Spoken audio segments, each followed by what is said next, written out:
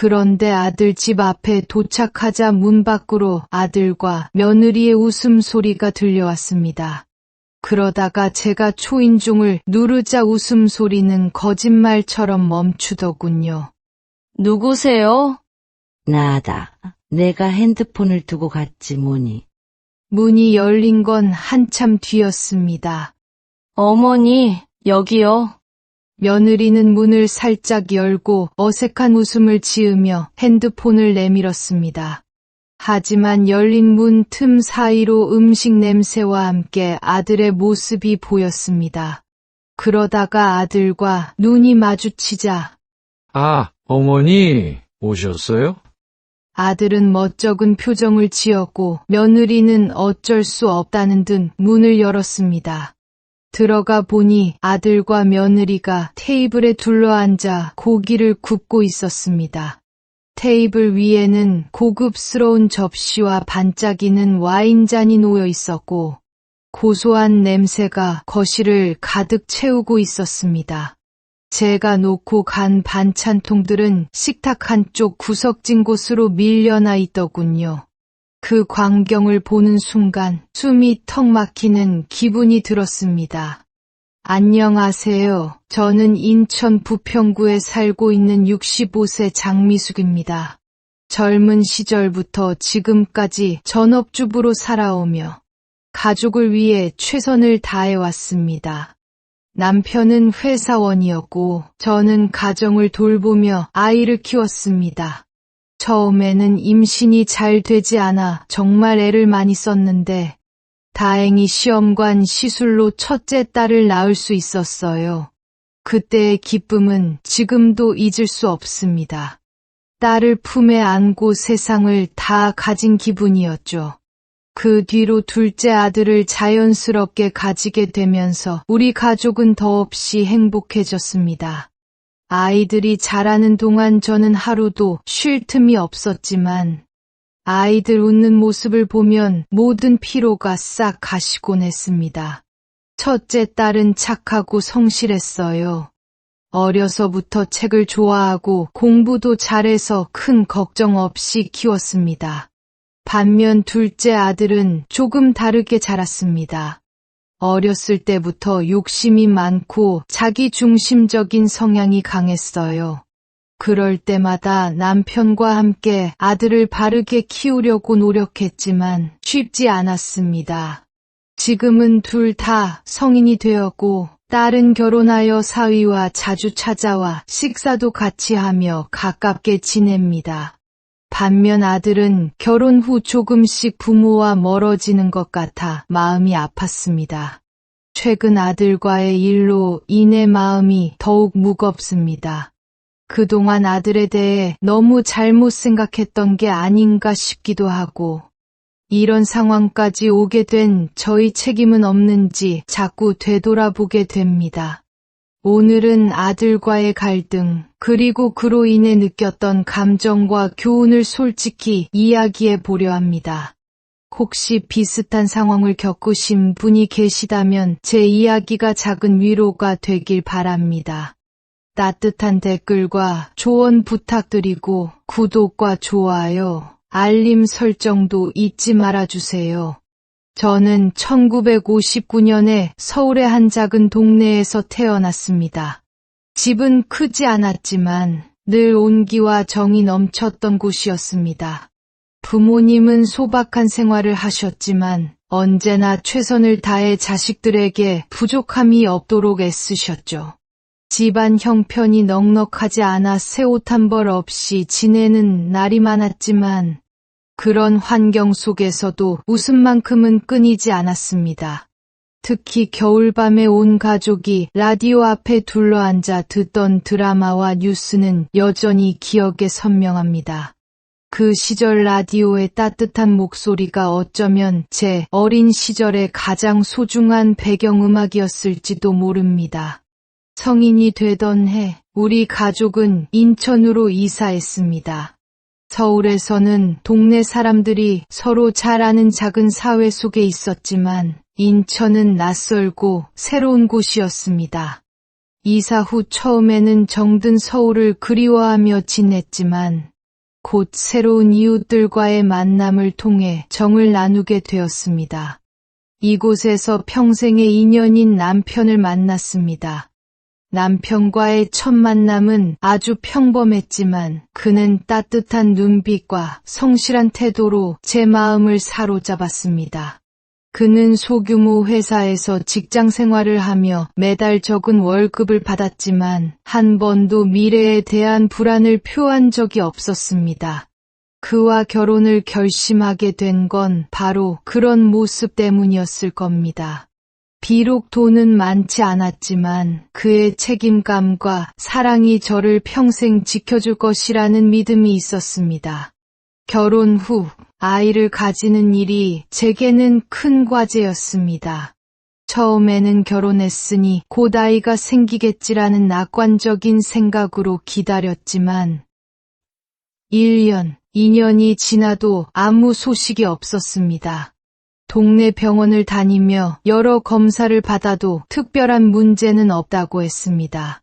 그래도 남편은 늘 제 곁에서 괜찮다, 우리는 서로만 있으면 된다는 말로 위로해줬습니다. 하지만 저로서는 아이를 품에 안고 싶은 마음이 너무나 간절했기에 쉽게 마음을 내려놓을 수 없었습니다. 그렇게 시간을 보내던 중 병원에서 시험관 시술이라는 방법을 알게 되었고 남편과 함께 도전해보기로 했습니다. 여러 번의 실패 끝에 마침내 딸을 얻었을 때 그 순간의 감격은 말로 다할 수 없었습니다. 딸아이를 처음 안았을 때 세상이 온통 환해지는 느낌이었어요. 우리 가정에 드디어 꽃이 피었다며 이름도 그런 뜻으로 지었습니다. 딸을 키우는 건 행복 그 자체였습니다. 밤새 울어도 이유식 먹이다 다 흘려도 그 아이가 웃는 모습 한 번이면 모든 고생이 사라지곤 했습니다. 그러던 어느 날 예상치 못한 선물이 찾아왔습니다. 딸을 낳고 나서는 계획도 하지 않았는데 자연스럽게 둘째를 임신하게 된 것입니다. 아들이었죠. 이 기쁨은 말로 다 표현할 수 없었습니다.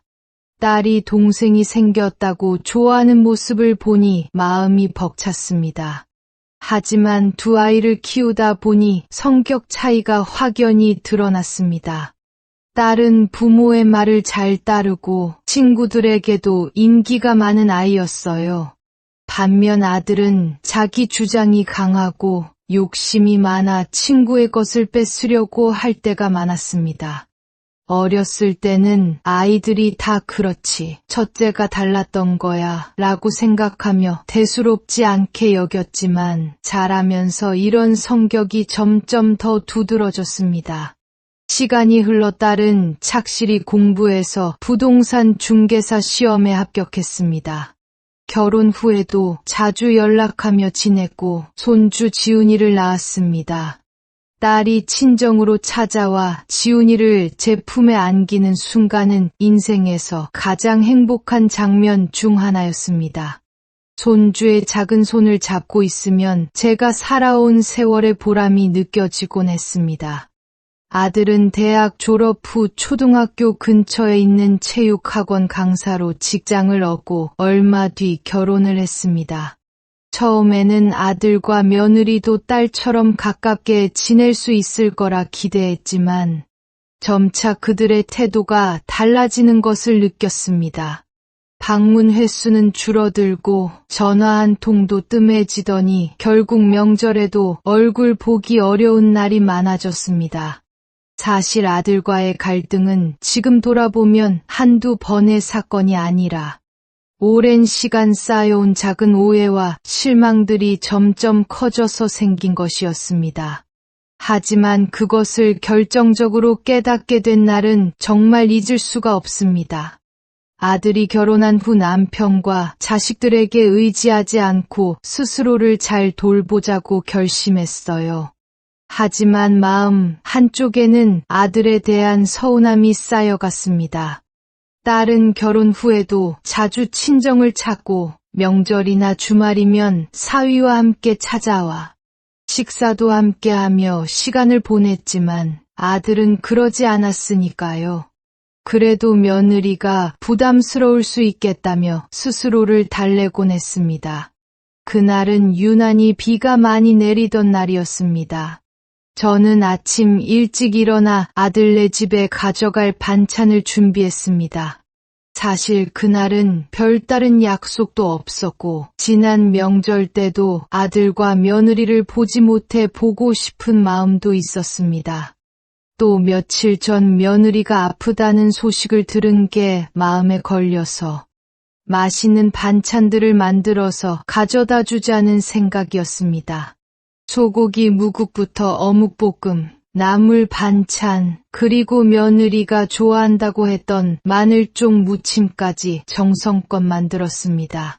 반찬을 한 가지씩 완성할 때마다 이걸 먹고 힘을 내면 좋겠다는 생각에 마음이 뿌듯했죠.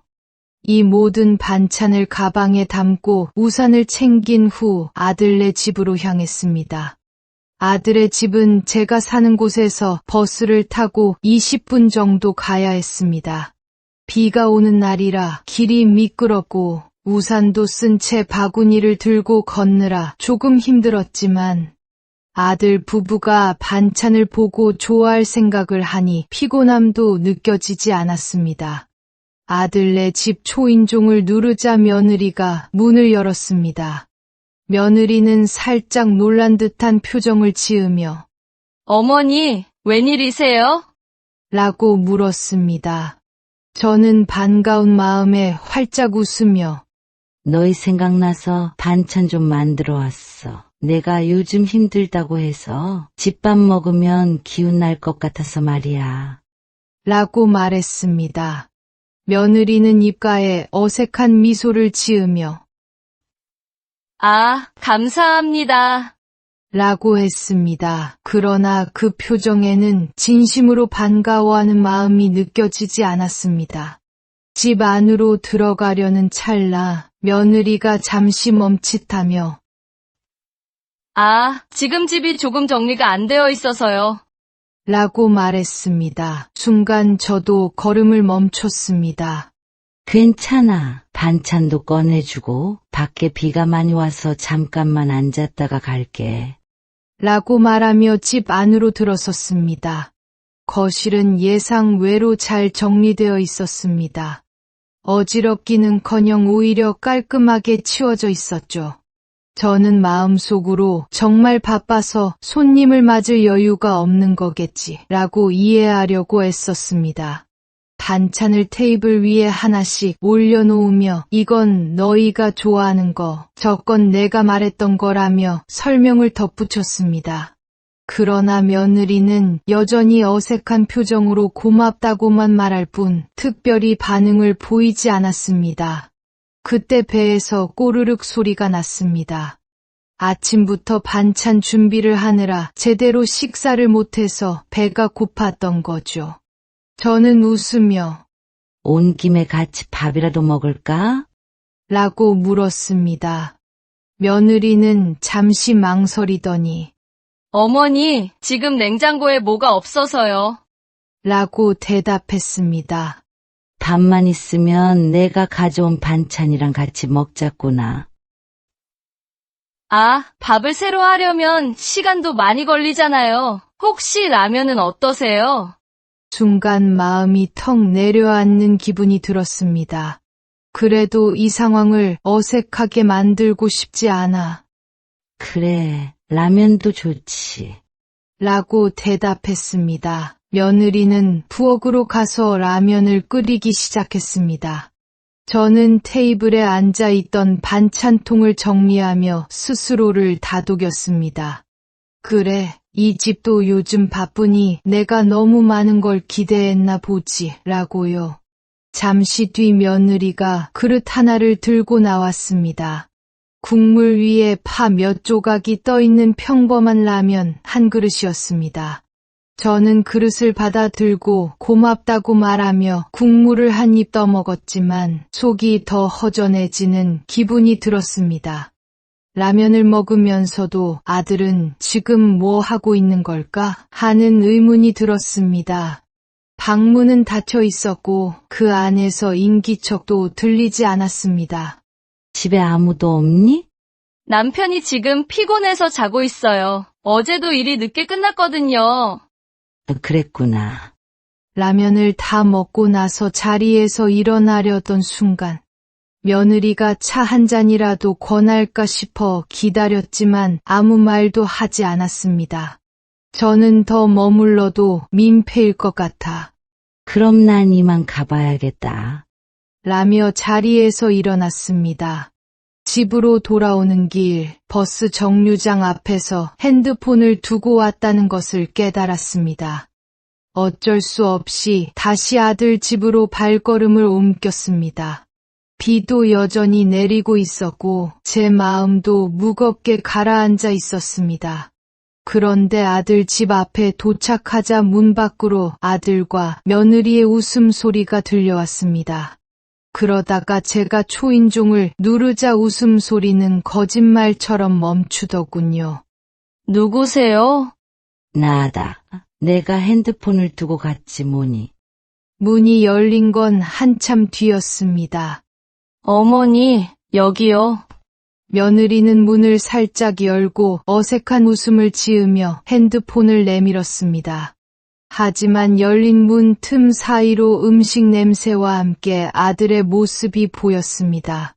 그러다가 아들과 눈이 마주치자 아, 어머니 오셨어요? 아들은 멋쩍은 표정을 지었고 며느리는 어쩔 수 없다는 듯 문을 열었습니다. 들어가 보니 아들과 며느리가 테이블에 둘러앉아 고기를 굽고 있었습니다. 테이블 위에는 고급스러운 접시와 반짝이는 와인잔이 놓여 있었고 고소한 냄새가 거실을 가득 채우고 있었습니다. 제가 놓고 간 반찬통들은 식탁 한쪽 구석진 곳으로 밀려나 있더군요. 그 광경을 보는 순간 숨이 턱 막히는 기분이 들었습니다. 저를 대놓고 무시하고 그들만의 즐거움에 빠져 있는 모습이 너무도 선명하게 느껴졌습니다. 내가 이제 일어나서요. 어머니도 좀 드시고 가실래요? 아들은 어색한 표정을 지으며 쾌활한 척 물었고 며느리는 고개를 숙이고 아무 말도 하지 않았습니다. 저는 화가 치밀어 올랐습니다. 하지만 아무 대답도 하지 않고 그대로 아들네 집을 나왔습니다. 집으로 돌아오는 길, 비는 멈추지 않았지만 제 눈에서는 눈물이 흐르고 있었습니다. 라면 한 그릇에서 느꼈던 불편함이 그들의 고기상을 본 순간 확신으로 바뀌었습니다. 내가 왜 이런 대접을 받아야 할까? 내가 뭔가 잘못한 걸까? 스스로에게 수없이 물어봤지만 답을 내리지 못했고 그날 밤은 너무나 긴 밤으로 느껴졌습니다. 그리고 며칠 뒤 아들이 갑자기 저를 집으로 초대했습니다. 초대받았을 때 저는 의아하기도 하고 한편으로는 마음이 불편하기도 했습니다. 갑자기 왜 이런 자리를 마련했을까 하는 의문과 함께 서로 오해를 풀고 관계를 회복할 기회일지도 모른다는 희망을 품고 아들의 집으로 향했습니다. 아들의 집에 도착하니 며느리가 환한 얼굴로 문을 열어줬습니다. 이전의 어색한 모습과는 다르게 활짝 웃으며 저를 맞아주는 것 같아 조금은 안심이 되었습니다. 거실로 들어서자 테이블 위에는 화려한 음식들이 가득 차 있었습니다. 전복찜, 갈비찜, 잡채, 나물, 김치전 등 보기만 해도 군침이 도는 음식들이었죠. 며느리는 제가 앉기도 전에 다가와 어머니, 오늘은 저희가 제대로 대접해드리고 싶어서 열심히 준비했어요. 라고 말했습니다. 순간 마음 한편이 따뜻해졌습니다. 아들은 저를 자리에 앉히고 어머니, 그동안 자주 찾아뵙지 못해 죄송했어요. 오늘은 정말 맛있는 거 드시면서 좋은 시간 보내셨으면 좋겠어요. 라고 말했습니다. 그 말에 저는 살짝 마음이 풀리는 것 같았습니다. 식사가 시작되자 대화도 자연스럽게 이어졌습니다. 아들은 요즘 학원 운영이 얼마나 힘든지, 며느리는 집안일과 건강 관리를 위해 새로 시작한 요가 이야기를 하며 웃음꽃을 피웠습니다. 대화는 오랜만에 가족 간의 따뜻한 분위기로 가득 차고, 저는 이 시간이 너무 소중하게 느껴져 저도 모르게 미소가 지어졌습니다. 하지만 식사가 끝날 무렵 아들이 진지한 표정으로 입을 열었습니다. 어머니, 사실 오늘은 꼭 말씀드리고 싶은 게 있어서요. 그의 말투가 순간 딱딱해지자 저도 긴장하게 되었습니다. 무슨 이야기를 하려는 걸까? 의문이 들었지만 아들의 말을 기다렸습니다. 아들은 잠시 망설이더니 말을 꺼냈습니다. 요즘 정말 좋은 투자 기회가 생겼어요. 코인이라고 들어보셨죠? 잘만 하면 큰 돈을 벌 수 있대요. 저희가 지금 힘든 상황을 벗어나려면 이번 기회를 꼭 잡아야 할 것 같아요. 저는 순간 놀랐습니다. 코인? 그건 너무 위험하다고들 하던데. 코인 같은 건 실패하면 크게 손해본다던데. 정말 안전한 거니? 라고 물었습니다. 아들은 고개를 끄덕이며 저희도 알아봤는데 이건 확실한 기회예요. 큰 회사에서 밀어주고 있는 코인이라 실패할 가능성이 거의 없대요. 다른 사람들도 이걸로 큰 돈을 벌었다더라고요. 라고 말했습니다. 아들은 말을 이어갔습니다. 그래서 저희가 지금 필요한 건 여기예요. 이 돈만 있으면 시작할 수 있고 금방 몇 배로 돌려드릴 수 있어요. 어머니도 아버지도 편히 사시는데 도움을 드릴 수 있을 거예요. 그 말을 듣는 순간 머리가 멍해졌습니다. 어렴풋이 불안한 마음이 들었지만 한편으로는 이 아이가 정말 진심으로 힘든 걸까 하는 걱정도 들었습니다. 하지만 제 입에서는 자연스레 대답이 흘러나왔습니다. 2억은 우리 노후를 위해 모아둔 돈이야. 너희를 위해 쓰고 싶어도. 그렇게 큰 돈을 투자하는 건 너무 위험하지 않을까? 아들은 표정을 굳히더니 차분하게 말했습니다. 저희는 정말 진지하게 고민하고 확신이 있어서 말씀드리는 거예요. 지금 이 기회를 놓치면 평생 후회할 것 같아요. 어머니가 조금만 믿어주시면 제가 정말 몇 배로 보답할게요. 며느리도 옆에서 거들었습니다. 어머니, 이건 저희만을 위한 게 아니에요. 어머니께도 좋은 결과를 가져다 드릴 거예요. 하지만 저는 도저히 동의할 수 없었습니다. 마음속에서는 여러 가지 생각이 교차했습니다. 이 아이가 정말 이렇게까지 절박한 건가? 아니면 나를 단순히 돈을 빌려주는 사람으로만 보고 있는 건가? 마음이 복잡해지면서도 한 가지는 확실했습니다. 제가 이 돈을 내어주는 순간 저희 부부의 노후는 흔들릴 수밖에 없다는 사실이었습니다. 저는 단호하게 말했습니다. 얘야, 이건 너무 큰 돈이야. 내가 뭘 하든 잘 되길 바라는 마음은 크지만 이렇게 위험한 일에 그 돈을 쓰고 싶지 않아. 아들은 고개를 숙였다가 다시 저를 바라보며 강하게 말했습니다. 이 돈만 있으면 저희가 정말 크게 성공할 수 있어요. 어머니는 왜 저희를 안 믿어주시는 거예요? 그 말을 듣는 순간 가슴 속에서 뜨거운 무언가가 치밀어 올랐습니다. 저는 목소리를 가다듬으며 말했습니다. 나는 너를 믿지 않는 게 아니야. 하지만 우리가 평생 모은 돈을 한순간의 선택에 맡길 수는 없다. 만약 잘못되면 너희도 힘들겠지만 우리도 더 이상 감당할 수 없어. 아들은 갑자기 목소리를 높이며 말했습니다. 어머니는 왜 항상 이렇게 부정적으로 생각하세요? 제가 잘 될 자신 있다고 말씀드렸잖아요. 잘 되면 결국 부모님께도 좋은 일인데 왜 안 도와주시겠다는 거예요? 그의 목소리에는 분노와 실망이 뒤섞여 있었습니다. 저도 더 이상 참을 수 없었습니다. 단호하게 말했습니다. 내가 정말 우리를 위한다면 부모가 어렵게 모은 돈을 이렇게 쉽게 요구하지 않을 거야. 내가 무슨 말을 하든 난 내 결정을 바꾸지 않을 거다. 2억은 안 된다. 앞으로 이런 부탁도 하지 마라. 아들은 더 이상 말을 잇지 못하고 고개를 숙였습니다. 며느리는 그저 조용히 옆에 앉아 있었습니다. 저는 그 자리에 더 머물러 있을 필요를 느끼지 못했습니다. 조용히 자리에서 일어나면서 마지막으로 말했습니다. 난 내가 잘 되길 바라고 너희가 행복하길 바란다. 하지만 부모를 이렇게 몰아붙이는 건 내가 잘못 생각하는 거야. 앞으로는 이런 부탁하지 마라. 이제는 내가 알아서 해야 할 때야. 그렇게 저는 집으로 돌아왔습니다. 돌아오는 길, 비록 제 결정이 옳았다는 확신이 있었지만 마음은 여전히 무거웠습니다. 그러나 저는 흔들리지 않기로 결심했습니다. 그날 이후 아들이 연락을 해와도 받지 않았습니다. 손주를 돌보고 친구들과 만나 시간을 보내며 마음을 다잡으려고 노력했고 아들에 대한 생각으로 스스로를 괴롭히지 않도록 애썼습니다. 코인 투자를 거절한 이후 아들과의 관계는 점점 더 멀어졌습니다.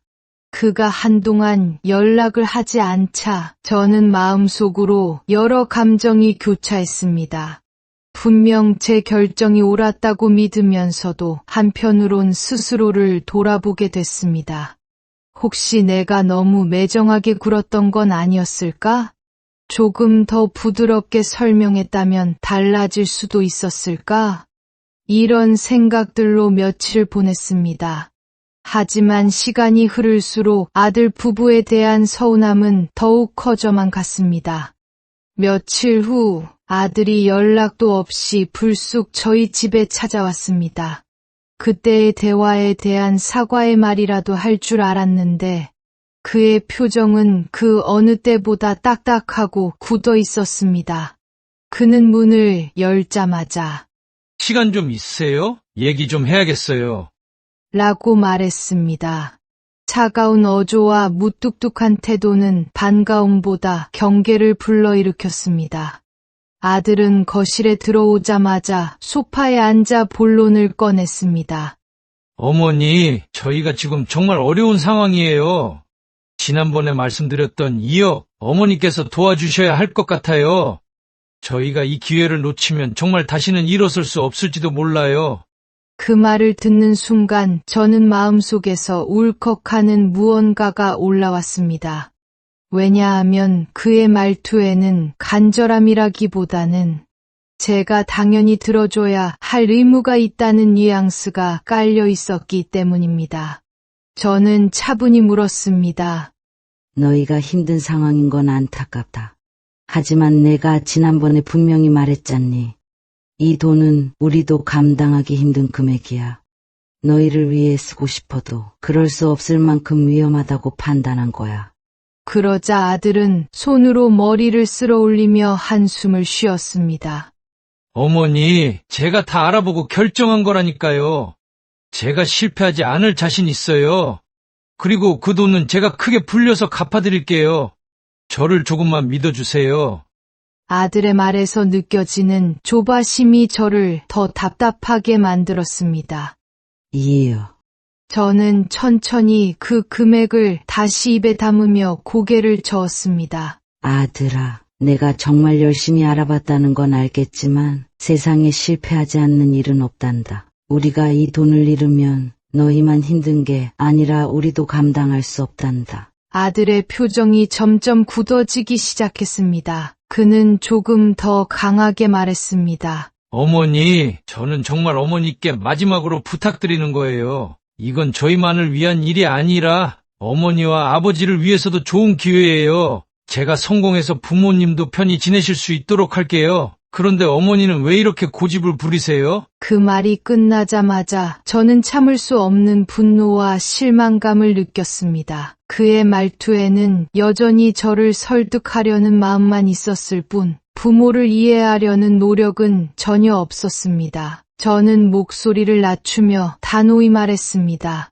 나는 고집을 부리는 게 아니야. 내가 너를 믿지 않는 것도 아니고 너의 성공을 바라지 않는 것도 아니야. 하지만 이건 내가 감당해야 할 문제야. 우리 돈을 내가 선택한 위험한 일에 쓰고 싶지 않아. 그게 부모로서 내가 지켜야 할 선이다. 아들의 표정은 이제 노골적으로 불만과 분노로 가득 찼습니다. 그는 목소리를 높이며 말했습니다. 제가 평생 어머니께 도움받은 적이 그렇게 많나요? 지금 이렇게 절박한 상황인데 그마저도 안 들어주시면 저희는 어쩌라는 거죠? 그 순간 그의 말이 저를 깊게 찔렀습니다. 그 말은 마치 제가 지금까지 부모로서 제대로 역할을 하지 못한 사람이라는 듯 들렸습니다. 저는 눈물을 삼키며 떨리는 목소리로 말했습니다. 내가 그렇게 생각한다면 어쩔 수 없지만 나는 평생 너희를 위해 최선을 다했다고 믿는다. 그럼에도 내가 이런 부탁을 하는 걸 보면 내가 뭘 잘못했는지 모르겠다. 하지만 한 가지는 분명하다. 나는 절대 그 돈을 내게 빌려줄 수 없다. 아들은 자리에서 벌떡 일어나며 말했습니다. 알겠어요.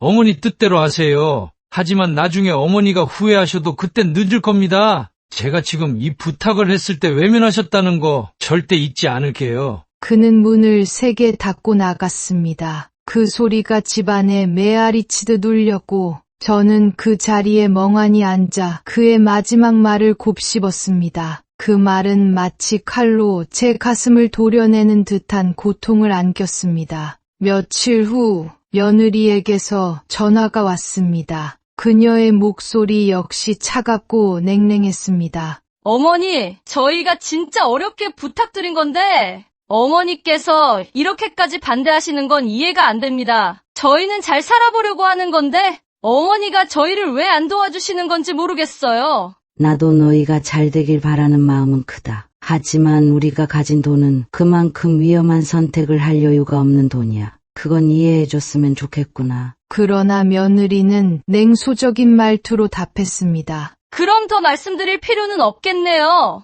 나중에 어머니께서 후회하시지 않길 바랍니다. 그리고는 전화를 끊었습니다. 그날 이후 아들과 며느리는 제게 더 이상 연락을 하지 않았습니다. 명절에도 오지 않았고 제가 먼저 전화를 걸어도 받지 않았습니다. 그들은 완전히 저를 외면하는 것처럼 보였습니다. 저는 속이 타들어갔지만 동시에 그들이 다시금 돈을 요구하지 않는다는 점에 안도하기도 했습니다. 딸과 시간을 보내며 아들과의 갈등이 남긴 상처는 쉽게 아물지 않았습니다. 밤마다 잠들기 전에 떠오르는 아들의 차가운 얼굴과 마지막으로 들었던 그의 말이 제 마음을 괴롭혔습니다. 내가 잘못한 걸까? 정말 내가 매정한 어머니인 걸까? 이런 질문들이 머릿속에서 맴돌았지만 결국 저는 제 결정을 흔들리지 않고 지키기로 결심했습니다. 이후 아들과의 관계는 완전히 단절되었습니다. 저는 한동안 아들이 전화를 하거나 찾아오지 않을까 내심 기다렸지만 그의 연락은 끝내 오지 않았습니다. 처음에는 제 선택에 대해 스스로를 돌아보며 고민도 했습니다. 그러나 생각이 길어질수록 아들이 보여준 태도와 마지막 말이 떠올라 제 결정이 틀리지 않았음을 깨닫곤 했습니다. 그런 상황 속에서 딸과 사위, 손주 지훈이는 커다란 위로가 되었습니다. 딸은 자주 집에 찾아왔고 사위 역시 자주 안부를 묻곤 했습니다. 손주 지훈이는 저와 남편의 얼굴에 웃음을 되찾아주는 활력소였습니다. 지훈이는 저희를 보면 언제나 달려와 품에 안겼습니다. 그런 손주의 모습을 보며 저는 한 번 더 다짐했습니다. 지훈이가 이렇게 밝게 자라고 있으니 내가 더 기운 내야지. 어느 날 딸이 여행을 제안했습니다.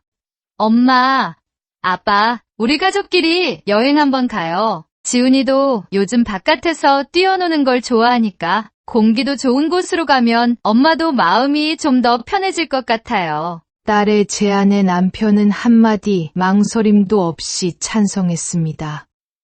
그래, 바람도 쐬고 좋은 데 다녀오면 마음이 한결 나아질 거야. 저는 망설였지만 결국 그 제안을 받아들였습니다. 여행지는 강원도의 한 작은 펜션이었습니다. 인터넷에서 예약한 곳이라 크게 기대하지 않았지만 막상 도착해보니 그림 같은 풍경이 펼쳐져 있었습니다. 푸른 산과 맑은 강이 어우러진 그곳은 정말 오랜만에 마주한 자연의 선물이었습니다. 펜션 앞에는 넓은 잔디밭이 있었고 지훈이가 마음껏 뛰어놀기에 딱 좋은 곳이었습니다. 도착하자마자 지훈이는 신이 나서 뛰어다녔습니다. 저는 그런 지훈이를 보며 웃음이 절로 나왔습니다. 딸과 사위는 짐을 정리하며 우리를 흐뭇하게 바라봤습니다. 남편은 마당에 놓인 긴 의자에 앉아 고개를 끄덕이며 말했습니다. 여기 참 좋다. 한동안 이런 곳에서 머물면 정말 좋겠어. 저녁 무렵 딸과 사위는 바비큐를 준비했습니다. 남편과 저는 지훈이와 함께 펜션 마당에서 놀았습니다. 마침내 식사가 준비되자 모두가 한자리에 모여 저녁을 먹었습니다. 딸과 사위가 구운 고기와 각종 채소, 직접 준비한 간단한 반찬까지 식탁이 가득 찼습니다. 저는 그 자리에서 오랜만에 마음 편히 음식을 먹으며 웃음을 지었습니다. 사위는 제 접시에 고기를 올려주며 말했습니다. 장모님, 고기 맛있죠? 저 그거 맛있죠? 이거 제가 제일 잘 굽는 부분이에요. 그 말에 모두가 웃었고 그 웃음 속에서 저는 잠시 모든 걱정을 잊었습니다. 식사가 끝난 후 딸이 제 옆에 와 앉았습니다. 그녀는 조심스럽게 말을 꺼냈습니다. 엄마, 요즘 동생은 연락은 없어요? 그 말에 잠시 망설였지만 솔직히 대답했습니다. 한 번도 없더라. 내가 전화를 해봐도 받지도 않고. 사실 엄마도 더는 연락하고 싶지 않아. 그런 일이 있고 나서 내가 다시 손을 내밀어야 한다고 생각하지 않아. 딸은 제 손을 꼭 잡으며 위로의 말을 건넸습니다. 엄마, 너무 마음 쓰지 마세요. 엄마는 이미 충분히 잘하고 계세요. 걔도 언젠가는 자기 잘못을 깨달을 거예요. 그리고 그때 가서 제대로 사과할 거예요. 딸의 말은 따뜻한 위로가 되었고 저는 그녀의 손을 꽉 잡으며 고개를 끄덕였습니다. 그래, 내 말이 맞아. 이제는 내가 흔들리면 안 되겠지. 그 애도 결국엔 알아차리겠지. 그날 밤 지훈이가 제 품에 안겨 잠들었습니다. 그의 작은 몸에서 나는 포근한 온기와 규칙적인 숨소리를 들으며 저는 문득 이렇게 생각했습니다. 내가 지금 지켜야 할 건 이런 순간이구나. 지훈이가 이렇게 건강하고 밝게 자라고 있는데 나는 내가 가진 행복을 더 소중히 여기며 살아야 해. 다음 날 아침 펜션 앞마당에서 가족 사진을 찍기로 했습니다. 지훈이는 잔디밭에 서서 두 팔을 활짝 벌리며 환하게 웃었고 남편과 딸, 사위도 모두 밝은 얼굴로 카메라를 바라봤습니다. 사진을 찍고 나서 딸이 웃으며 말했습니다. 엄마, 나중에 이 사진 보면 이번 여행 떠올리면서 기분 좋아지실 거예요. 저는 딸을 보며 웃었습니다. 그래, 이 사진만 보면 모든 게 다 괜찮아질 것 같다. 그 여행은 제게 정말 특별한 기억으로 남았습니다. 아들의 연락은 여전히 없었지만 저는 그 시간 동안 스스로를 다잡고 지금 제 곁에 있는 사람들에게 더 집중해야겠다는 결심을 했습니다. 언젠가 스스로 깨달을 날이 오겠지. 그때까지 내 자리에서 가족을 지키고 흔들리지 않는 모습을 보여야 해. 가족 여행에서 돌아온 뒤 저는 딸 가족과 함께 보낸 시간을 떠올리며 마음을 다잡고 있었습니다. 아들과 며느리에 대한 서운함과 분노는 여전히 남아 있었지만 딸과 사위 그리고 손주 지훈이가 제게 주는 위로는 정말 컸습니다. 그러던 어느 날 예상치 못한 일이 일어났습니다. 아들이 불쑥 집을 찾아온 것입니다. 현관 초인종 소리에 문을 열었을 때 문 앞에 서 있는 아들과 며느리의 얼굴을 보는 순간 제 마음은 복잡한 감정으로 요동쳤습니다. 반가움과 서운함, 그리고 경계심이 뒤섞인 감정이었습니다. 아들은 고개를 숙이며 조용히 말했습니다. 어머니, 정말 죄송합니다. 제가 큰 잘못을 했습니다. 그의 말투는 예전과 달랐습니다. 이전의 당당함이나 고집스러움은 사라지고 진심으로 미안해하는 모습이 느껴졌습니다. 저는 한동안 그를 바라보며 아무 말도 하지 않았습니다. 옆에 서 있던 며느리도 고개를 푹 숙이고 있었고 두 사람의 태도는 명백히 진심이었습니다. 무슨 일로 온 거니? 저는 최대한 차분하게 물었습니다. 아들은 한 발짝 앞으로 다가오며 떨리는 목소리로 대답했습니다. 어머니, 제가 너무 큰 실수를 했습니다. 그동안 제 욕심 때문에 어머니께 큰 상처를 드렸고 어머니의 마음을 전혀 헤아리지 못했습니다. 제가 얼마나 어리석었는지 이제야 깨달았습니다. 그의 말을 들으며 제 가슴 속에 묵직하게 자리 잡고 있던 감정들이 조금씩 풀리기 시작했습니다. 그러나 저는 여전히 감정을 드러내지 않으려 애썼습니다. 너희가 왜 이렇게 늦게 찾아왔는지는 모르겠지만 이제 와서 무슨 말을 하려는 거니? 아들은 깊게 고개를 숙이며 떨리는 목소리로 말했습니다. 어머니, 그동안 제가 너무 어리석었습니다. 돈을 요구했던 것도 어머니를 이해하려고 하지 않았던 것도 모두 제 잘못입니다. 제가 욕심에 눈이 멀어서 어머니와 아버지를 실망시켰습니다. 옆에 있던 며느리도 울먹이며 말을 이어갔습니다. 어머니, 저도 정말 죄송합니다. 제가 어머니께 했던 행동들이 얼마나 무례했는지, 그리고 어머니의 사랑을 얼마나 당연하게 여겼는지 이제야 알았습니다. 정말 부끄럽습니다. 용서해 주세요. 그들의 진심, 어린 사과에 저는 말없이 두 사람을 거실로 안내했습니다. 자리에 앉은 후 저는 깊은 한숨을 내쉬며 입을 열었습니다. 그래, 너희가 이제 와서 이렇게 말해주니 고맙다. 하지만 내가 상처받은 건 단순히 돈 때문이 아니야. 내가 그동안 보여준 태도와 말들, 그리고 내가 아무리 설명해도 들으려고 하지 않았던 너희의 모습들이 날 더 힘들게 했어. 아들은 눈물을 글썽이며 고개를 끄덕였습니다. 어머니 말씀 맞습니다. 제가 너무 고집스럽고 어머니께서 하신 말씀이 옳은지 생각하려고도 하지 않았습니다. 그땐 제가 왜 그랬는지 모르겠어요. 정말 죄송합니다. 며느리도 고개를 숙인 채 조용히 울먹이며 말했습니다. 어머니, 저도 너무 후회하고 있어요. 제가 그때 어머니께 더 잘했어야 했는데 앞으로는 어머니 마음을 더 이해하려고 노력하겠습니다. 정말 용서해 주세요. 그들의 말을 들으며 저는 여전히 마음 한편에 남아있는 서운함을 느꼈지만 동시에 그들의 진심이 느껴졌습니다. 저는 조용히 그들을 바라보며 말했습니다.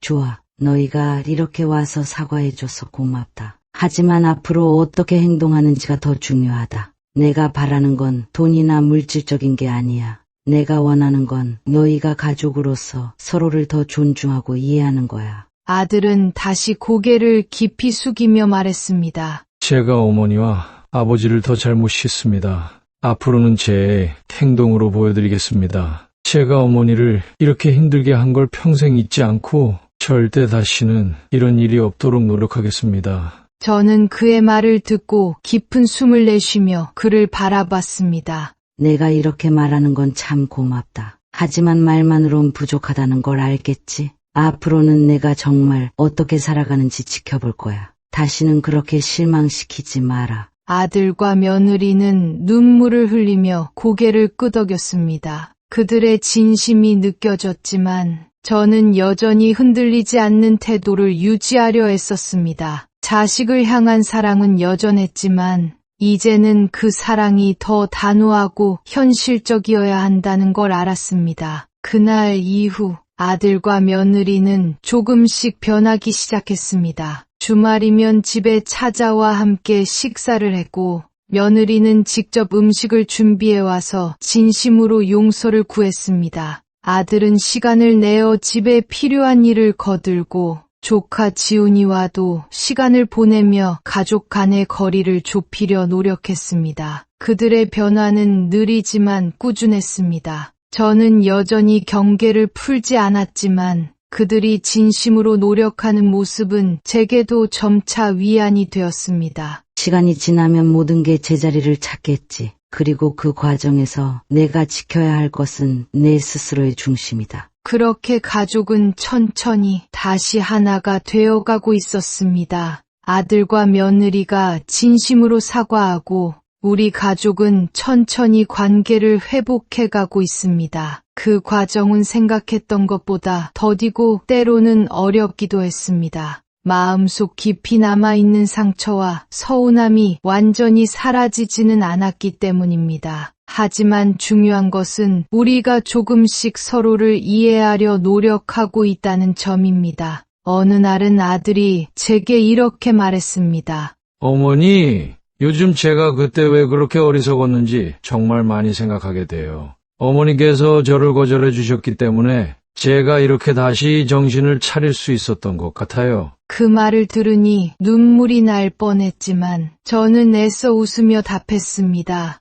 그래, 이제라도 깨달았으니 앞으로 더 잘 살아가면 되는 거야. 엄마는 그걸로 충분해. 며느리도 종종 저에게 다가와 이런 말을 합니다. 어머니, 제가 예전에 너무 철없이 행동했던 것 같아요. 어머니께서 정말 속상하셨을 텐데 제가 그걸 전혀 몰랐어요. 앞으로는 어머니께 더 잘하고 싶어요. 그녀의 진심 어린 말에 저 역시 마음 한구석이 조금씩 따뜻해지는 것을 느낍니다. 이런 작은 변화들이 제게는 큰 위로가 됩니다. 비록 모든 것이 완벽하게 회복된 것은 아니지만 가족이 서로를 이해하려 노력하는 모습은 제게 희망을 줍니다. 우리는 지금도 천천히 그리고 꾸준히 관계를 쌓아가고 있습니다. 이 갈등의 시간은 제게 많은 것을 가르쳐 주었습니다. 부모로서 자식을 사랑한다는 것은 단순히 모든 것을 받아주고 들어주는 것이 아니라 때로는 단호히 거절하고 자식을 바로잡는 일이라는 걸 깨달았습니다. 물론 그 과정에서 저도 상처받고 고통스러웠지만 결국엔 그것이 진정한 사랑이라는 사실을 알게 되었습니다. 제 선택이 옳았다고 믿습니다. 만약 그때 제가 흔들리거나 타협했더라면 지금의 가족 관계는 결코 회복되지 않았을 것입니다. 아들과 며느리가 다시 저희를 찾아와 사과하고 서로를 이해하려 노력하게 된 것도 제가 끝까지 제 입장을 지켰기 때문이라고 생각합니다. 부모로서의 사랑은 때로는 단호함 속에서 더 큰 가치를 발휘하는 것 같습니다. 갈등이 해결된 이후 가족 간의 관계는 조금씩 변화를 맞이하고 있습니다. 온 가족이 모여 함께 식사를 하며 웃는 일이 많아졌습니다. 그런 순간들을 볼 때마다 저는 비로소 가슴 한켠이 따뜻해지는 걸 느낍니다. 저는 여러분께도 꼭 말씀드리고 싶습니다. 가족 간의 갈등은 누구나 겪을 수 있습니다. 때로는 오해와 서운함이 쌓여 큰 상처가 되기도 하고 해결이 어려워 보일 때도 있습니다. 하지만 중요한 건 서로를 이해하려는 마음과 노력입니다. 그리고 무엇보다 부모로서 자식에게 무조건적인 희생만을 보여주는 것이 아니라 때로는 단호한 태도로 그들에게 올바른 길을 제시하는 것도 큰 사랑이라는 것을 잊지 마세요. 저도 처음에는 두려웠습니다. 아들을 거절했을 때 그가 다시 돌아오지 않을까봐 걱정했고 그 결정을 내리는 데까지도 많은 용기가 필요했습니다. 하지만 시간이 지나면서 저의 단호함이 결국 우리 가족을 올바른 방향으로 이끌었다는 걸 알게 됐습니다. 혹시 지금 가족 간의 갈등으로 힘들어하시는 분이 계시다면 여러분도 용기를 내어 보세요. 자신의 입장을 명확히 하고 상대를 향한 사랑을 놓지 않는 것이 중요합니다. 그리고 무엇보다 시간이 필요하다는 점을 받아들이세요. 저는 시간이 흐르면서 그리고 아들과 며느리의 진심 어린 노력을 지켜보며 모든 것이 서서히 제자리를 찾아가는 과정을 직접 경험했습니다. 여러분은 어떻게 생각하시나요? 비슷한 경험이 있으셨다면 댓글로 여러분의 이야기를 들려주세요. 그리고 제 이야기가 조금이라도 공감과 위로가 되었다면 따뜻한 댓글로 힘을 보태주세요. 구독과 좋아요, 알림 설정은 저에게 큰 힘이 됩니다. 이것으로 제 이야기를 마칩니다. 들어주셔서 진심으로 감사드립니다.